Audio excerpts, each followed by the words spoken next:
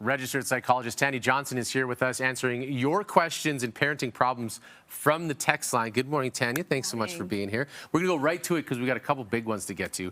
Nicole sent us in this question. Her daughter's 5, and she says she signs up her daughter for fun activities, asks her for input on what to register for, but then when they show up, she doesn't participate. And Nicole says she gets angry about the waste of time and the money, and she doesn't want her daughter to miss out on childhood. She says, can you please help me? Oh, this is a hard one. Okay, so the first thing is that this little one is 5, so she's still really little.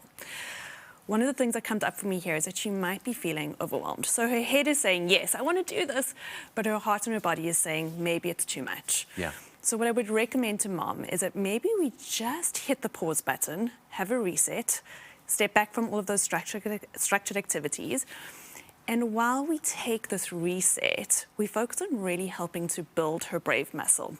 So when our kids are anxious, they often step away from new things instead of towards new things. So we want to help her move towards new things. So little things like let her check out her own library books, let her order her food, say hi to a friend at the park. And all of these little moments say to her, I am brave, I am competent, I can do this.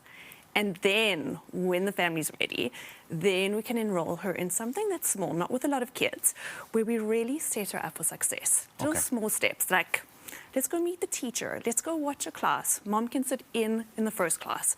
But with all of this, mom and her need to be moving towards, I am brave, I am competent, and I can do hard things, even when I feel scared. Do you have any advice for the frustration part? Because that can be tough too. It's you huge. don't want to hinder things, but it can be frustrating. Yeah. So in those moments, we just want to take that step back, take those deep breaths. Don't let her know that you're frustrated, because then it becomes almost like a power struggle. And then she becomes scared because now mom is scared. But when we're ready, we want to sit down and we want to be really careful that we don't offer too many accommodations, because then that says to the kid, oh, I'm not actually sure you can do this either. Right. So mom needs to, by herself, just figure out how can we help her to really feel as if she's brave.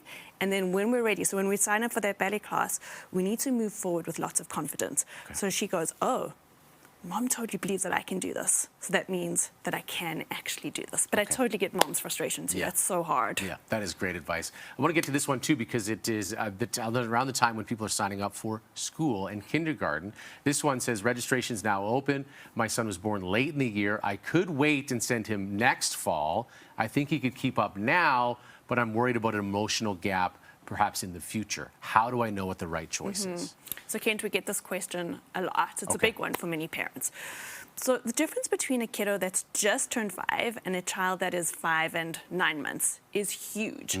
But then we throw them all into this kindergarten class and we forget about these developmental discrepancies. So for instance, we know that children who are younger in a class are more likely to be diagnosed with ADHD than children who are older. So every kid's going to be different, every family and their situation is going to be different. But if we can swing it, I often suggest that we just stay away from that structured academic classroom for another year.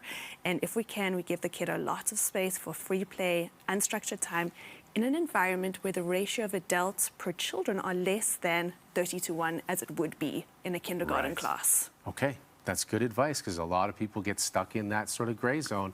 So there you go. If you'd like to ask Tania or her colleague Tammy any questions, the text line is always open. You can text us at 10400. Tania is the co-founder of the Institute of Child Psychology. She's also the co-author of the Parenting Handbook. You can learn more about her and her work at instituteofchildpsychology.com. And as mentioned, if you have any questions, you can text us at 10400. Happy to get those answers for you.